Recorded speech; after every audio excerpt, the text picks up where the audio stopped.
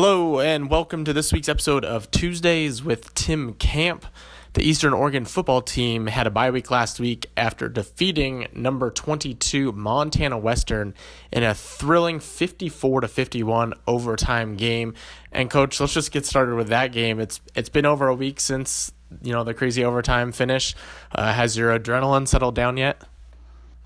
Yeah, that was what a game. I got to credit Montana Western. We were up 41-13 at one point, and it's kind of what we talked about. You turn the ball over, and all of a sudden you let somebody climb back into something, and we addressed some third quarter issues that we've been having all season, and you did that, and then all of a sudden the fourth quarter became a little bit of an issue for us. But I was super proud of the way the kids hung in there. They battled, and they showed resilient effort, and being able to take the fight to them. And what I mean by that is just by having the attitude that they were going to win the football game, So again, we had some popcorn to sell, and we want to get that out of the stands up there. So what an effort by both teams. That's a big time college football game. I've been in one other 3 overtime game, and that was in the state of Alabama, and I'm telling you, it gets crazy. And but again, just really, really proud of how the kids and the coaches hung tight, and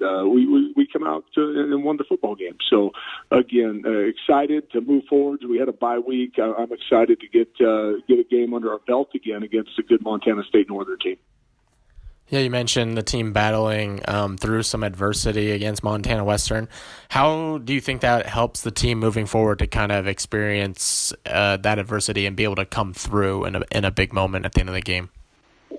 Well, when you're up big like that, you can't let down in the Frontier Conference. You got to keep going. You got to value the football, and so I think at the end of the day, just to be able to have this be a character builder for the team, and so they can see that when it gets tight, and again they focus that they can win football games, and I think that's one of the biggest things that you can learn. You have a big win like that. How can you get that going into the next week? How can you take it into the bye week, and then ultimately take it into Havre, coming up against Montana State Northern. So, again, a huge character builder. I think they got a lot of confidence going into the bye week, and we had a great week of practice in the bye week. Really, really focused, was able to address some of the things that we had some concerns of offensively, defensively, and in the special teams game. So again, just excited to get back playing football, and, having 2 byes in the season is good at times, but at the same time, I thought it was really, really good for us because we got to go back to work, and that's what these kids were able to do last week. So the team now receiving votes in the NAIA poll once again, with 4 Frontier Conference teams in the top 25. Frontier hasn't always gotten the respect it deserves in the polls necessarily. So what does it mean to be able to be back, receiving votes and to see so many teams from the Frontier in the poll now?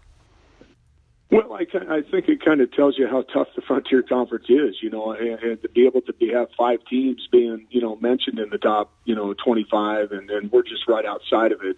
But at the same time, we got to take care of business. That stuff's voted on by guys like myself who don't play the game, and fortunately enough, you always have a say in it every Saturday. It depends on how well you play, and if you're able to go out there and win a gritty game like against the number 22 Montana Western, who actually is up in the polls again 2 more spots. So at the end of the day, I think that you always have a say in the outcome of it, and you got to be able to play 4 quarters in the Frontier Conference, and you got to be able to find people's hideouts. You got to be able to do the things that especially offensively that we do, defensively, to be able to tackle, to be able to cover people, be a man team, and those are the things that who we are. Then in special forces, make sure that we're placing the ball correctly, making sure that we're making plays and taking care of the football in that phase of the game, and then the sidelines, and then the stands. I got to thank the crowd. They were in it the entire time, and that really, really helped us.